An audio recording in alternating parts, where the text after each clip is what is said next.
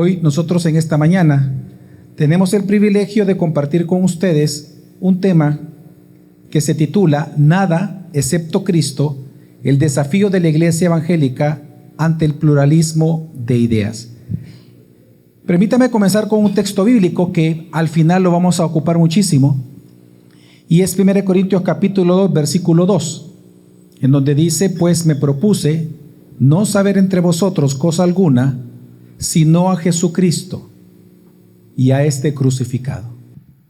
Estaba leyendo hace un tiempo atrás un libro en donde el escritor citó una historia donde él dice que es real. Él estuvo en ese lugar cuando ocurrió, y es que un apologista en un área tribal fue a dar unas conferencias en un área tribal en los Estados Unidos, y él le puso a su seminario o a 5 días de exposición, a la conferencia le puso Dios existe.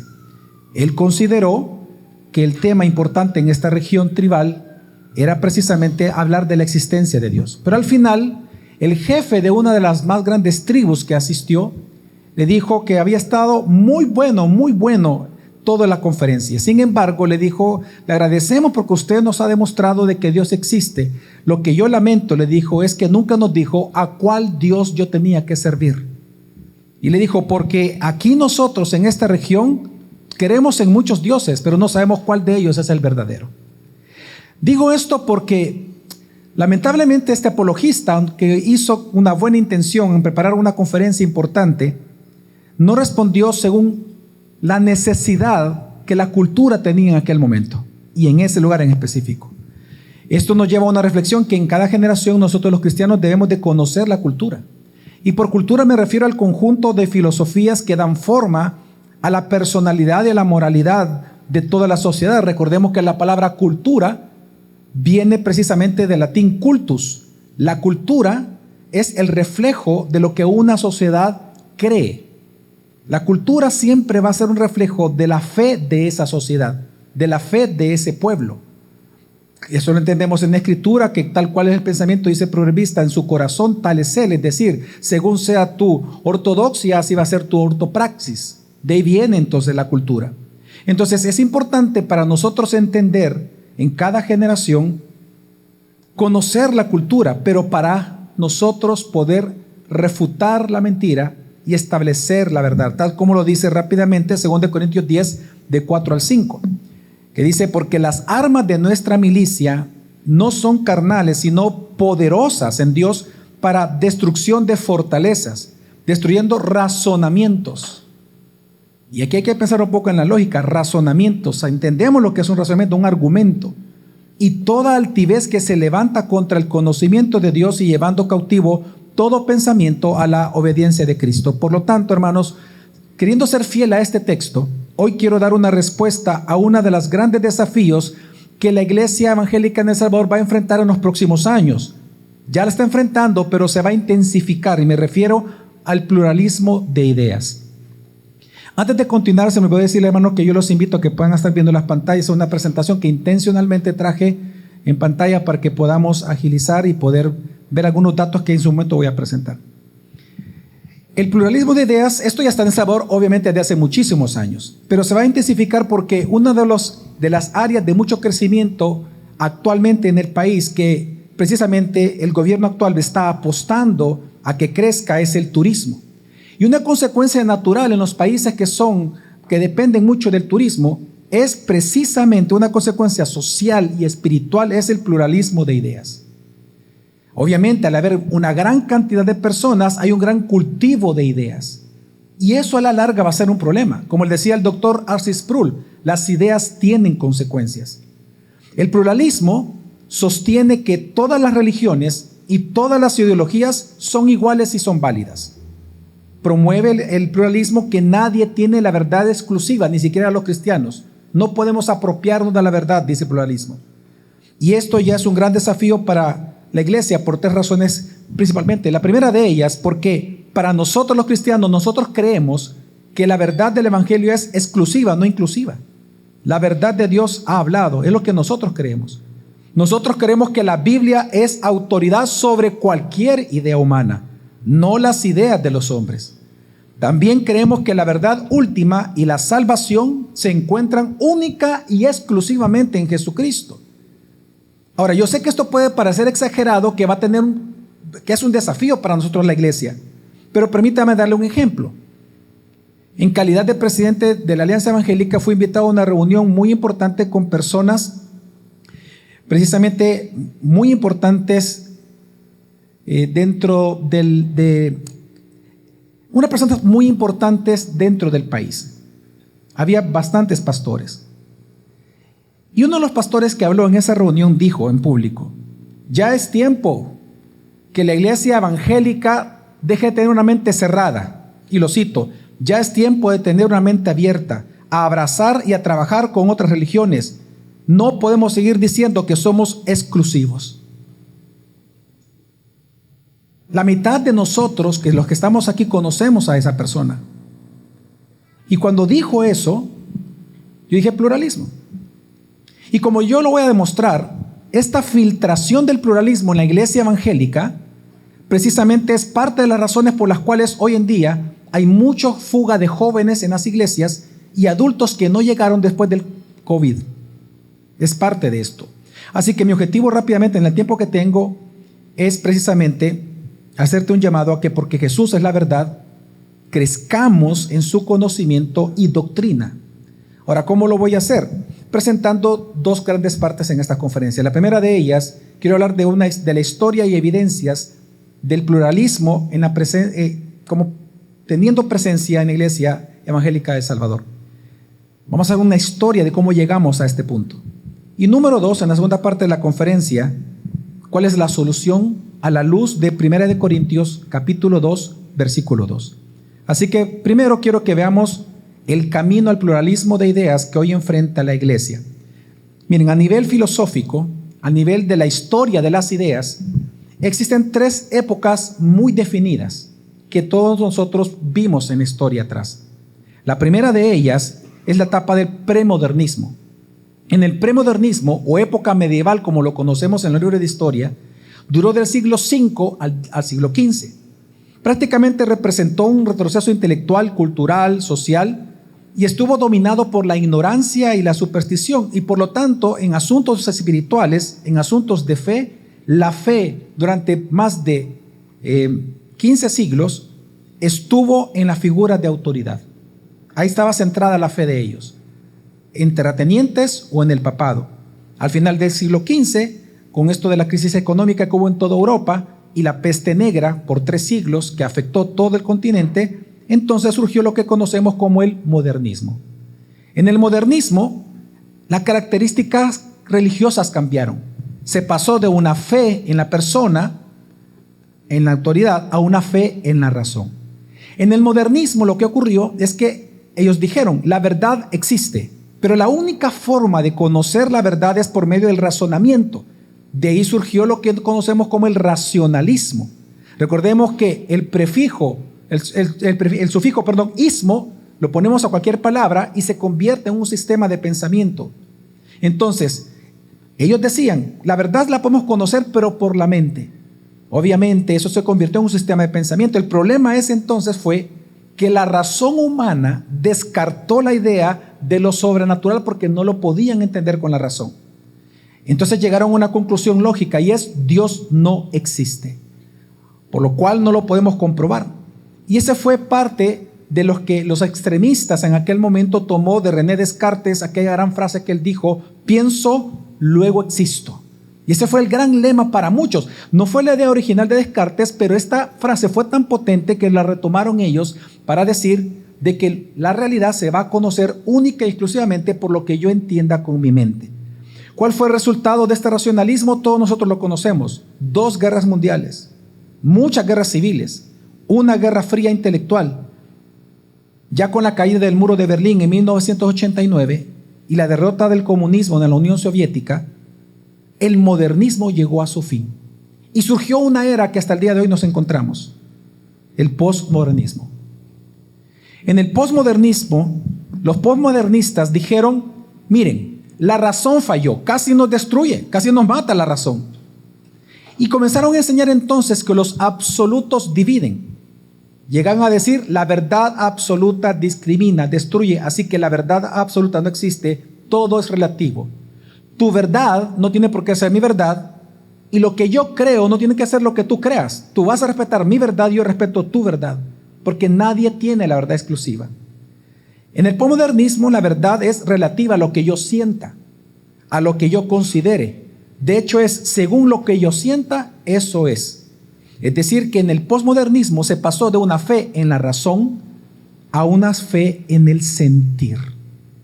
El posmodernista piensa, mi identidad, mi conducta, mi moral va a descansar en lo que yo siento. Así que si antes en el modernismo la frase importante era pienso, luego existo, ahora es siento, luego existo. Por eso es que la cultura de hoy afirma, yo soy lo que siento. Si yo siento que soy un perro, pues soy un perro. Si yo siento que soy un árbol, pues soy un árbol. Si yo siento que me quiero casar con un vehículo, me voy a casar con un vehículo. De hecho, nada es más importante que mi propia satisfacción. Eso es lo que promueve este pensamiento. Ahora, respecto a Dios, por tanto, aunque en el posmodernismo se ve y se considera la posibilidad de la existencia de Dios, no lo ven necesario ni lo ven importante, ya que cada uno de nosotros puede lograr lo que uno se proponga. Así que esta cultura actual en la cual nos movemos es una cultura anti-Dios, en general, anti-verdad, anti-Cristo y su evangelio. Ahora, esta idea del posmodernismo la vemos infiltrada en la iglesia evangélica. Vemos personas y ministerios hoy en día, hermanos, basando sus decisiones ministeriales y propósitos del año basados en experiencias místicas más que en la Escritura. La pregunta es, ¿cómo esta idea se infiltró en la iglesia evangélica? Me refiero específicamente a esta idea. Y es que a partir de 1960, los pastores, por sobre todo en Estados Unidos y en Europa, en un intento de unir las grandes diferencias entre la ciencia, entre la modernidad, entre la sociedad y el cristianismo, los pastores evangélicos comenzaron a reinterpretar la Biblia según los avances de la ciencia, de la filosofía y por lo tanto de la crítica literaria. Y esto llevó lamentablemente a lo siguiente, aquí puede ver usted el gráfico, a abandonar la Biblia como fuente de interpretación de la realidad creada. La Biblia nos enseña que nosotros tenemos que interpretar todo lo que vemos, todo lo que escuchamos, todo lo que aprendemos con la Biblia. La Biblia es la fuente de autoridad del cristiano y debemos de filtrar todo lo que venga del mundo por la Biblia. Sin embargo, por hacer lo que se hizo, los pastores a partir de 1950 se dio vuelta. Pasamos de lo anterior a esto, a interpretar ahora la Biblia por lo que el mundo enseña, por lo que el mundo cree, por lo que el mundo nos dice, y hoy es la Biblia la que es cuestionada. Ahora, la pregunta es, ¿qué consecuencias ha traído esto dentro de la iglesia evangélica?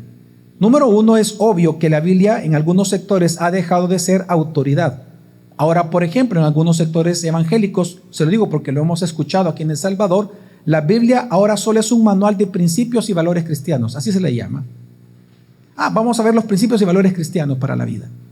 Ya no es autoridad en algunos sectores.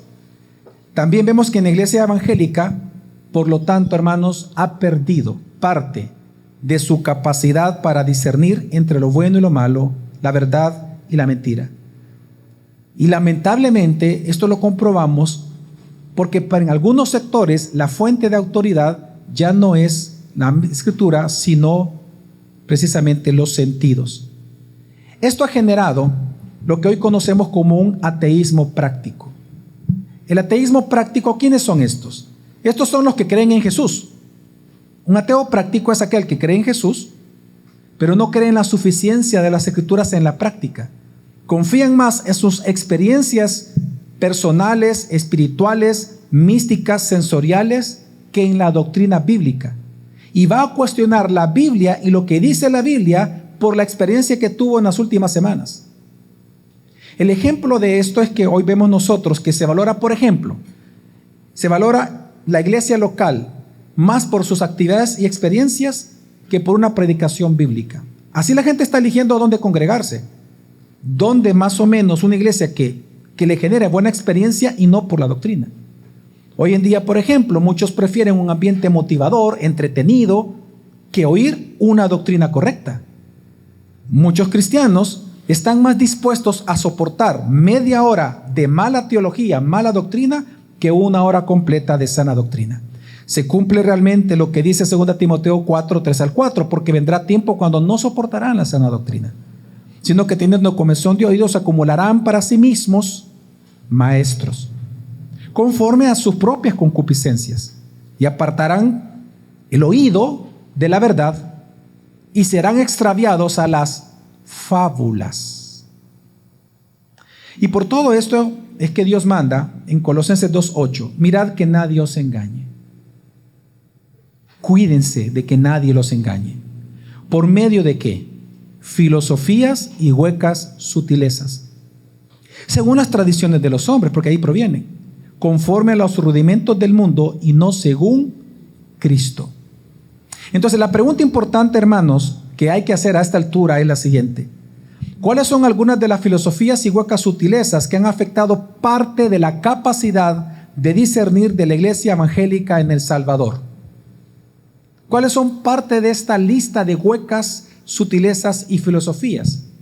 Yo lo he bosquejado por nombres para hacer más fácil la exposición. Una de estas filosofías y huecas sutilezas se le conoce como el pragmatismo religioso. En el pragmatismo religioso es una doctrina, es una filosofía que dice: la doctrina no importa, lo que importa en la iglesia es lo que funciona. Lo que sea útil para el ministerio, eso hagamos. Aunque no lo diga la Biblia, no importa. Si funciona, hagámoslo. Por ejemplo, hay pastores en donde lamentablemente he escuchado que dicen, ya los pastores de hoy ya no preguntan, mira, ¿qué dice la Biblia? Sino que preguntan, hey, ¿qué es lo que funciona pues? ¿Qué es lo que nos va a llenar aquí? Eso hagamos. Ya no se pregunta qué dice la Biblia, sino lo que funciona. No digo que todo es así en ese sabor, no, pero hay sectores. Hoy, por ejemplo, se preocupan más algunas personas, algunos pastores y ministros. Hay una mayor preocupación por la metodología que por la teología, más por la estrategia que por la doctrina, más por la ortopraxis que por la ortodoxia. ¿Cuáles son las consecuencias de estas decisiones? Hasta el día de hoy, el pecado de mundanalidad sigue siendo pecado. La mundanalidad es simplemente querer ocupar estrategias del mundo para supuestamente ganar o atraer a los del mundo a la iglesia.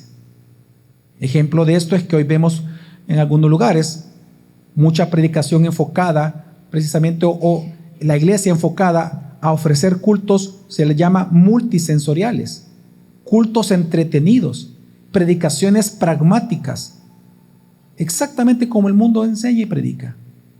Pero entonces debemos de recordar lo que dijo Jesús. Jesús dijo: si fuerais del mundo, el mundo amaría lo suyo, pero como no soy del mundo, sino que yo os elegí de entre el mundo, por eso el mundo los aborrece. Yo quiero que te hagas una pregunta, tú que estás aquí como hermano mío, y invitado y asistente. Si el mundo, no aborrece tu iglesia, no aborrece tu ministerio,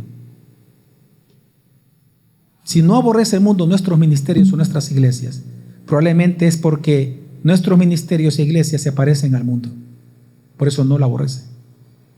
Pero solo falta que un ministerio de los que estamos aquí se plante como un ministerio de santidad, de integridad, en donde la Biblia sea puesta como autoridad de ese ministerio, y verá cuánto nos odia el mundo. Hermanos, el costo del pragmatismo religioso es muy alto. Es nosotros ser infiel a Dios. Y es que nosotros no podemos luchar por tratar de ser atractivos al mundo. Nosotros tenemos que ser atractivos para nuestro esposo, que es Cristo. La esposa debe de vestirse hermosa para su esposo, no para otros hombres, y viceversa. Y por lo tanto, así tiene que ser la iglesia. No tenemos por qué estar buscando querer llamar la atención del mundo, sino los ojos de nuestro esposo. Ahora, otra vana filosofía y hueca sutileza instalada en El Salvador es la idolatría al Estado o estatismo. La idolatría al Estado sucede cuando las personas confían en los gobernantes con la esperanza de obtener del Estado lo que solo Dios tiene el derecho de concedernos como Dios a una nación. Un ejemplo de esto es el personaje, ustedes los conocen, Hitler. Muchos no saben que cuando Hitler subió al poder, el 95% de los alemanes se llamaban a sí mismos cristianos. 95. Ellos todos votaron por Hitler, sabiendo las ideas expansionistas de Hitler. La pregunta es, ¿qué llevó a los cristianos a llevar al poder a Hitler? Bueno, su confianza de que el Führer les diera solo lo que Dios les podía dar. Su confianza no en Cristo, no en la Biblia, sino en el Führer. Yo observo en El Salvador una fuerte idolatría al Estado de parte de la iglesia evangélica desde hace muchísimos años, 25, 30 años atrás. Y quiero ser honesto en algo, no es culpa ni de los partidos políticos ni de los políticos esto. No nos confundamos, aquí no tienen nada que ver los partidos ni los políticos. Jesús mismo dijo que las fornicaciones, los adulterios, las mentiras, todo sale ¿de dónde? De nuestro propio corazón. Otra filosofía y hueca sutileza que ha afectado la capacidad de discernimiento en la iglesia de El Salvador es lo que se conoce como el misticismo religioso. Esta es una filosofía que busca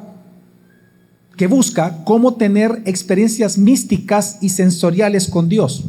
Por ejemplo, hoy uno de los grandes desafíos que la iglesia está enfrentando en las áreas rurales de El Salvador y que hemos tenido como Alianza Evangélica la oportunidad de viajar a diferentes lugares de El Salvador, nos hemos dado cuenta la gran cantidad de iglesias que hoy en día existen en donde institucionalmente ya no existen pastores. Ya no hay pastores, no creen en los pastores, dicen, sino que en los vasos espirituales. Experiencias místicas. El vaso va a decidir quién va a enseñar ese día. Y hoy en día, parte de este misticismo religioso también es que hay mucha predicación de la ley de la atracción, confesión positiva, declaraciones de poder, en donde se piensa, eso lo enseña la metafísica, que si yo digo algo bueno, eso se va a materializar en mi vida. Y si digo algo malo, entonces eso malo va a ocurrir en mi vida. De hecho, en el mundo solo 2 grupos de personas creen en eso. Los metafísicos y lamentablemente muchos hermanos. De hecho, en Hechos de los Apóstoles, porque aquí entra también la teología de la prosperidad. En Hechos de los Apóstoles, Pedro reprende precisamente a Simón el mago porque él quería comprar con dinero los dones de Dios, hacer un pacto con Dios. Y es reprendido precisamente por los apóstoles, porque eso se llama misticismo religioso. Otra hueca sutileza, hermanos, es el secularismo. El secularismo es muy fácil entenderlo porque profesa que toda vida y conducta humana debe ser juzgada por el pensamiento de la mayoría. Es decir, lo que la mayoría cree y piensa y quiere, eso tenemos todos que adaptarnos. Hoy en día, por ejemplo, esto está introducido en la iglesia evangélica muy fuerte en El Salvador. Déjenme darle 3 ejemplos. Número 1, hoy en día vemos en las iglesias evangélicas que los jóvenes ya no quieren casarse y ya no quieren tener hijos porque han adoptado el secularismo. ¿Qué dice el secularismo? Realízate primero. Cuando tengas dinero y ya tú estés realizado, entonces te casas y tienes hijos. Hermanos, ¿y quién hasta la fecha se siente realizado? Sin Cristo, hombre. Nadie. Llegas a los 70 años y sentís que no estás realizado. Pero ese es el pensamiento secular, ¿no? O por ejemplo, vemos una crianza de hijos según los estándares del mundo. Una corrección sin vara, una corrección sexualizando a los hijos en su forma de vestimenta. Y otra forma de ver el secularismo de la iglesia es una profesionalización de la iglesia. Y esto es bien preocupante en El Salvador. Hoy en día se está popularizando la idea que a la iglesia hay que manejarla como una empresa. Yo tengo el privilegio de ser administrador de empresas, economista, y yo le puedo decir que una iglesia no es una empresa. Y se le está metiendo la idea fuerte al pastor de que tiene que manejar la iglesia como una empresa.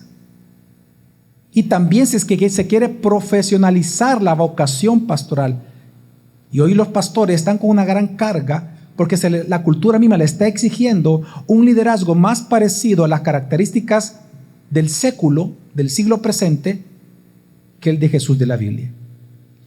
Y una más, solo quiero mencionar, una hueca sutileza y filosofía que está afectando el discernimiento de la iglesia, hermanos, es el humanismo. El humanismo es peligroso, porque el humanismo es una filosofía que dice, o que la podemos resumir como el hombre centrado en el hombre. El humanismo enseña que el mayor bien de nosotros es nuestros pensamientos y nuestras emociones. Por eso es que un auge que está surgiendo en comunidades humanistas es una fe o una confianza hoy en día en la Iglesia Evangélica en El Salvador en las ciencias sociales. Un auge, un énfasis que pon tu fe en las ciencias sociales como psicología, a la medicina como la psiquiatría, para tú poder vencer los apetitos de la carne, algo que la Biblia dice que no es vencido por nada de eso. Pero hoy en día la iglesia está comprando la idea que a través de las ciencias sociales podemos vencer los apetitos de la carne. O vemos, por ejemplo, hoy en día teologías de liderazgo enfocada más en el éxito personal, en el crecimiento, en la fama, en la popularidad de los pastores. Ese es el nuevo furor evangélico. Pero eso tiene un nombre en la historia. Y estoy hablando de la historia de las ideas. Se llama humanismo. Que no lo sepamos nosotros, bueno, es nuestra responsabilidad, pero se llama humanismo. Ahora, Dios ha dicho lo contrario de esto. Dios ha dicho en 1 Timoteo, dice, oh Timoteo, guarda lo que se te encomendó, evitando profanas y vanas palabrerías y los argumentos de la falsamente llamada ciencia, la cual profesando algunos se desviaron de la fe. Solamente decir algo rápido. Dice aquí el texto, ¿qué es lo que Dios nos encomendó a guardar a usted y a mí como hijos de Dios? Es el evangelio verdadero. Está hablando del evangelio. Creo que es Pablo escribiéndole a un pastor llamado Timoteo a cómo debe de ejercer su vocación pastoral. Y le dice, tú tienes como pastor que guardar lo que se te encomendó, el evangelio. La pregunta es, ¿cómo hay que guardar el evangelio? Y él dice, evitando profanas y vanas palabrerías. ¿A qué Dios le llama profanas y palabrerías vanas? Bueno, a los argumentos de la falsamente llamada conocimiento, gnosis. Ahí la palabra ciencia es gnosis. ¿Cómo nosotros evitamos o cómo nosotros guardamos el evangelio encomendado? Bueno, evitando los argumentos de la ciencia. Ojo, no dice evitando la ciencia. Es que la ciencia en sí misma no es buena ni mala. Bueno, es más buena que mala, ¿no? Gracias a la ciencia tenemos micrófonos, computadoras, tenemos ropa. Pero está hablando de los argumentos científicos y filosóficos. Aquí lo que Dios está diciendo es, no ponga los argumentos del mundo por encima de la Biblia. Timoteo, guárdate de eso. Vas a escuchar en el mundo, Timoteo, muchas cosas fascinantes, innovadoras, a la fe, a la espiritualidad, al tratamiento de los pecados. No pongas esa idea por encima de la Biblia. No le des a los argumentos de las ciencias un poder santificador, porque no pueden hacer nada en contra de los apetitos de la carne. Ahora, sin embargo, si nosotros analizamos la predicación salvadoreña en general, vemos que en muchos lugares, no voy a decir todos, pero en muchos lugares hay doctrinas que hay años de no mencionarse desde el púlpito. Por ejemplo, la justicia de Dios, la santidad de Dios, la ira de Dios. Sino que ahora lo que se predica es cómo vencer, cómo elevar la autoestima, cómo manejar el enojo, cómo ser una mejor persona, cómo ser un mejor profesional. Es decir, los mismos principios y valores que enseñan hoy en día los católicos, los judíos, los musulmanes, los testigos de Jehová, el budismo. Un ejercicio muy bueno para saber si la predicación que se está haciendo en este momento es correcta. Pregúntate lo siguiente, si tú eres un predicador, por ejemplo, lo que tú predicaste el domingo perfectamente pudo haber asentido a tu predicación un judío, un católico, un musulmán, si escuchó, pudo haber asentido contigo y decir, ok, yo creo eso. Si es así, no estamos predicando el evangelio, porque el evangelio ofende a todos estos. El verdadero evangelio ofende, no porque querramos ofender, es que porque decirle a alguien que es pecador es ofensivo. Y que solo Cristo es la solución es ofensivo. Ahora, quiero pedirle a todos un minuto de su tiempo en esto.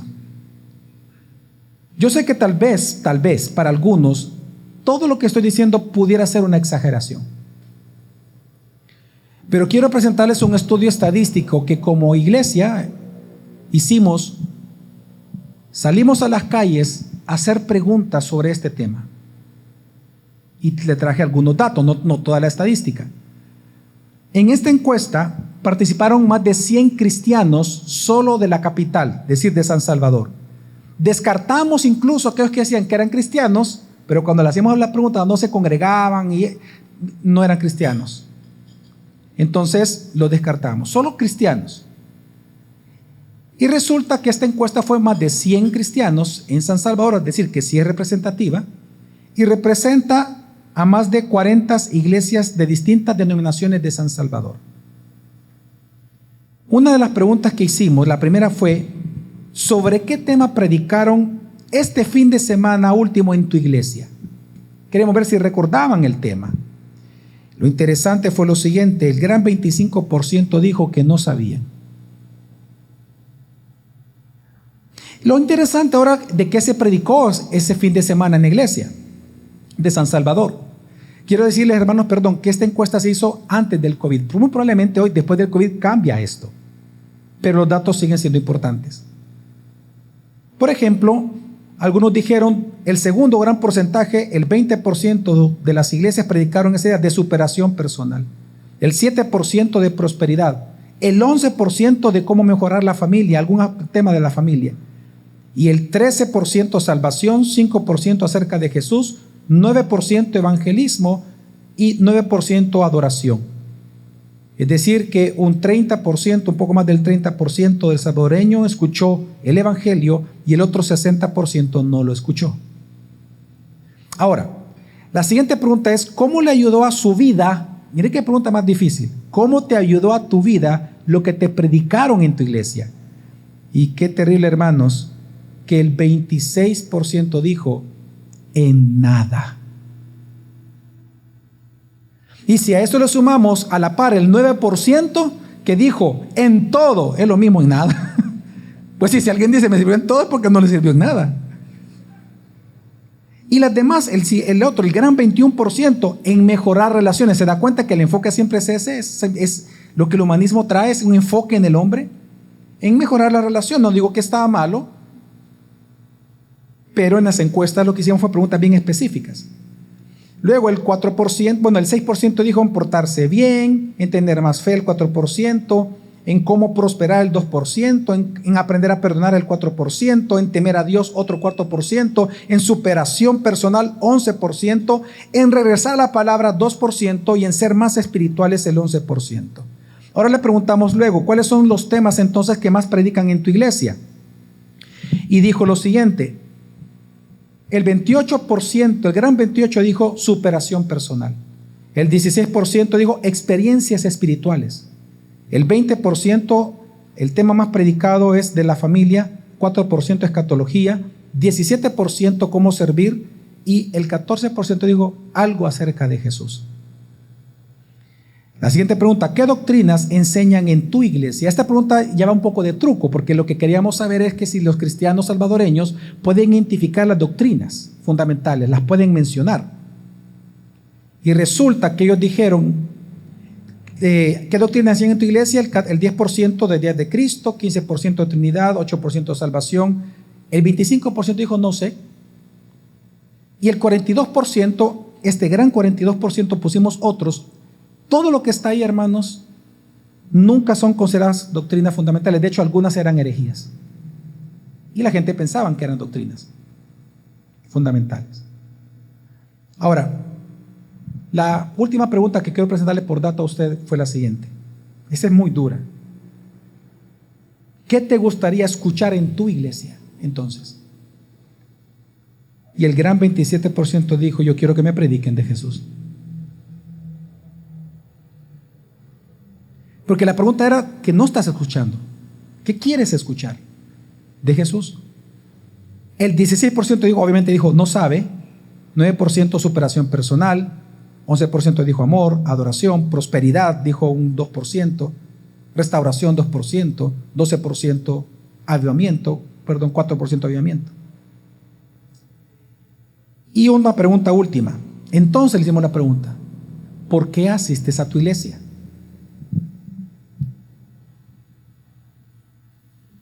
para sorpresa, el 29% dijo por el ambiente. Y ahí mencionaron incluso que era porque tenían aire acondicionado, que por eso iban a la iglesia.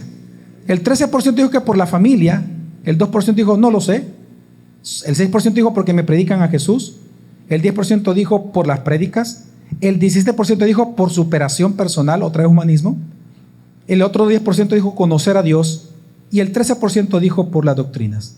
Es decir que aproximadamente un 50% dijo por Jesús. Ahora, hermanos, con estos datos quiero hacer una pregunta. ¿Creen ustedes que la Iglesia Evangélica de El Salvador está preparada para enfrentar el pluralismo de ideas tan fuerte que se avecina? ¿Solo a través de los datos? A través de estos datos podemos responder esta pregunta. ¿Acaso la iglesia salvadoreña está preparada para derribar argumentos y huecas sutilezas según tradiciones de los hombres dentro de la misma iglesia evangélica? Y es que pensemos que una de las problemáticas actuales que está ocurriendo en El Salvador es la fuga de miembros, la fuga de jóvenes. Hay personas que nunca regresaron a las iglesias y otros se están yendo actualmente. Yo lo que creo que se están yendo y no están regresando porque no se les está dando respuesta a las dudas que tienen, dudas que surgen de lo que están viendo, de lo que están escuchando, de lo que están siendo enseñados en sus colegios y universidades. Al no obtener respuestas, es obvio que las van a buscar en otro lado. ¿Se acuerda usted la pregunta que les mostré? ¿En qué te sirvió? Dijeron en nada, y luego otro dijo en todo. Pues bueno, la pregunta es, ¿estas personas van a regresar si sienten que no les sirve de nada eso? Y es que, hermanos, al despreciar la Biblia y la doctrina y al enfocarnos en modas espirituales, la iglesia ha ido perdiendo su capacidad de discernir, es decir, de diferenciar entre qué es mentira y qué es verdad, entre lo bueno y lo malo. Y por lo tanto se enfrascan más en lo que sienten. De alguna manera se está pudiendo olvidar que mezclar la verdad con la mentira siempre es mentira. Y si yo preguntara qué hay del Islam, qué hay del hinduismo que está entrando fuertemente, qué hay del ecumenismo, ¿acaso la iglesia puede dar una respuesta a los católicos que están apoyando a bendecir a la comunidad LGTBI? ¿Acaso podemos dar respuestas a las nuevas teologías espurias, vientos de doctrina? ¿Podemos hacer frente a esto? Entonces, hermanos, ¿cuál es la solución de Dios a la tentación de ceder al pluralismo? Pues es muy simple: regresar al evangelio, a la sana doctrina, es decir, a la doctrina fundamental, hermanos. Se lo voy a demostrar. En 1 Corintios 2:2 dice: pues me propuse no saber entre vosotros cosa alguna, sino a Jesucristo y a este crucificado. Pablo está escribiendo esto a una iglesia llena de problemas morales y espirituales para enseñarles que la solución a todos sus problemas, la iglesia de Corinto, era profundizar en el conocimiento del evangelio de Cristo. Lo que él está afirmando, hermanos, es que él no estaba enseñando con argumentos filosóficos de la época o confiando en su retórica, sino profundizando en el único mensaje que salva y transforma las vidas, el evangelio de Jesucristo y este crucificado. Y este es el mensaje que tenemos que profundizar. Y déjeme ponerlo en contexto. Pablo, lo que está diciendo en este pequeño versículo, que no se ha propuesto nada saber, sino solo Jesucristo crucificado, es que él tomó la resolución de no saber, es decir, no profundizar en nada, no saber nada, no creer nada, no aprobar nada, no enseñar nada de este mundo, de las tradiciones culturales, ni de la filosofía de los griegos, ni del arte de los grandes artistas, ni en los oráculos de los futurólogos de la época, sino en Jesucristo y este crucificado. Y es que el contexto, hermano, es bien importante en esta época.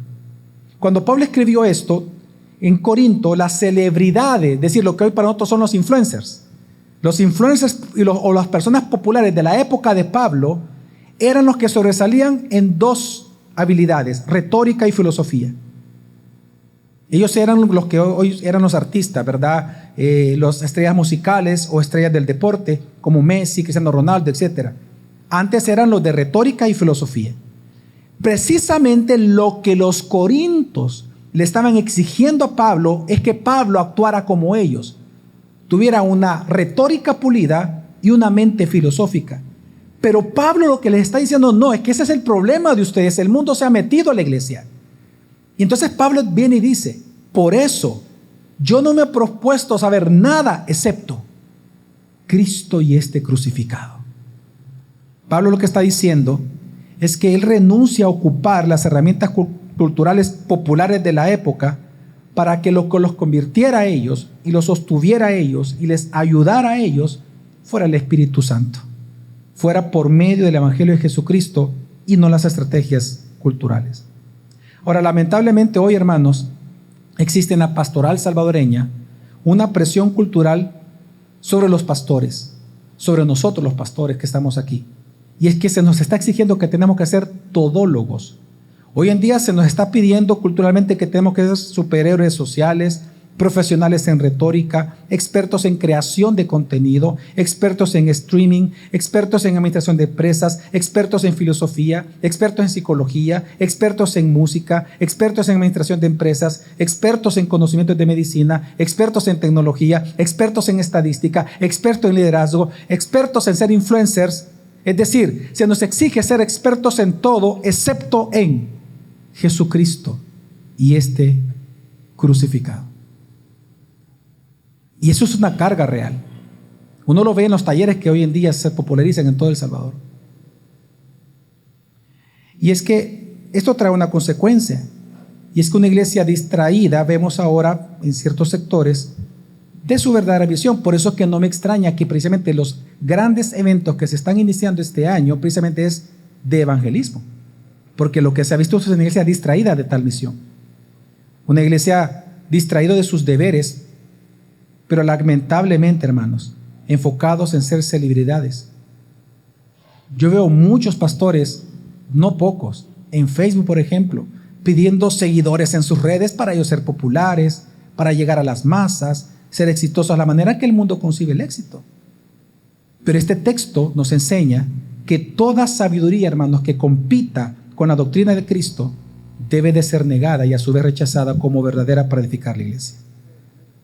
Porque como dice 1 Corintios 2:2, porque nada me propuse saber entre ustedes, nada me propuse saber entre ustedes, excepto a Jesucristo y este crucificado. La pregunta es entonces, ¿qué hay que saber de Cristo? Porque dice, de Cristo. ¿Qué hay que saber de Cristo? Bueno, todo lo relacionado a su muerte. Hermanos, el pastor del Salvador debe de volver a ser evangélico. Yo le he preguntado a pastores, ¿tú sabes lo que significa la palabra evangélico? A nivel histórico, en el tiempo de la Reforma. Fue un apodo que Lutero se puso a sí mismo. Fue una palabra que Lutero se la aplicó a sí mismo.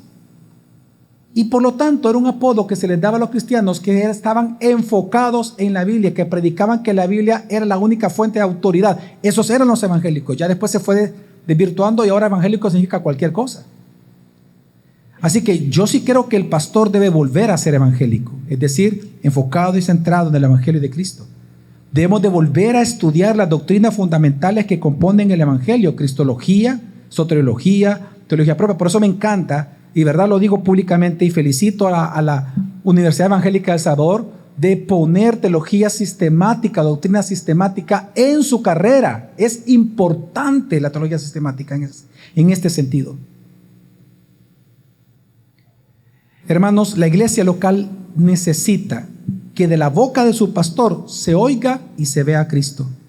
Se oiga el mensaje de la cruz, el mensaje del evangelio, y que pongámonos a pensar, ¿dónde nuestros hermanos cristianos encontrarán fuerzas para mortificar sus pecados y ser consolados, si no entendiendo el amor y la gracia de Jesús muriendo por nuestros pecados? Solo cuando tú y yo y la iglesia veamos otra vez hacia la cruz, es que mortificaremos nuestro anhelo por la gloria de este mundo, por la popularidad, la lujuria, inmoralidad sexual, la mentira y toda corrupción. Es profundizando en el mensaje del evangelio que la iglesia volverá a caminar por Él, en Él y para Él todos los días. Como dijo nuestro hermano Thomas Goodwin, un puritano del siglo XVII, lo voy a citar a él, dice: cuando el corazón se moldea verdaderamente en el molde de las doctrinas del evangelio que abraza la mente, cuando no solo el sentido de las palabras esté en nuestra cabeza, sino también en nuestro corazón, cuando tengamos comunión con Dios en las verdades doctrinales del Evangelio, por las que luchamos, entonces seremos protegidos por la gracia de Dios contra todos los ataques de los hombres. Es el poder de la verdad en el corazón lo que nos hará aferrarnos a ella en la hora de nuestra tentación. Así que, hermanos, mi llamado es muy simple este día. Es a detenernos a reflexionar y arrepentirnos en las áreas en las que la iglesia se ha desviado. Es un llamado a regresar a la Biblia, a cuidar la doctrina, a defender la fe. En Judas 3 me encanta este texto porque dice: amados, he sentido la necesidad de escribirles, exhortándolos a luchar ardientemente por la fe, de una vez dada por siempre entregada a los santos. Aquí la palabra fe no se refiere a una experiencia mística. La palabra aquí es doctrina. Lo que Judas está escribiendo a la iglesia es: lucha ardientemente por la doctrina que una vez se te entregó, las doctrinas que conforman el mensaje del Evangelio. El llamado, por lo tanto, a la luz de Judas es: no dejen de creer en la sana doctrina. No dejen de enseñarlas, no dejen de estudiarlas, ministrense con ella, coman con ella. No dudes de Dios, no dudes de las doctrinas, no dudes de la verdad fundamental, duda de todo lo demás. Luchemos por seguir creyendo, luchemos por seguir atesorando y por sobre todo, hermanos, en las áreas turísticas del Salvador. Si ahí se está apostando mucho como progreso para El Salvador, es ya la misión de nosotros, de los que estamos aquí, que en las áreas turísticas del Salvador tenemos que plantar iglesias o asegurarnos que los pastores que están ahí sean preparados en doctrina, sean preparados en sanidad, porque ahí es en esas áreas de alto turismo donde va a estar el cultivo de ideas. Y ese pastor tiene que volver a ser un teólogo piadoso para gloria de nuestro Señor, que predique el Evangelio desde el púlpito, porque ahí se va a dar ese cultivo de ideas en primer lugar, en las zonas turísticas del Salvador. Así que plantemos iglesias y preparemos pastores maestros. Y la alianza tiene este gran llamado. La alianza evangélica tiene este llamado y lo mencionamos al inicio: hablar la verdad. Eso es lo que queremos, hablar la verdad. Muchas veces vamos a caer mal. Yo personalmente tengo esa facilidad, hermanos, cuando uno habla la verdad, pero yo prefiero ser avergonzado por las personas que yo avergonzarme del Evangelio de mi Salvador y mi Redentor Jesucristo. Hermanos, por todo esto, como rogándoles ante el desafío del pluralismo de ideas que vendrá, les pido, como Pablo, que tu propósito cada día sea no profundizar en nada, excepto en Jesucristo y este crucificado.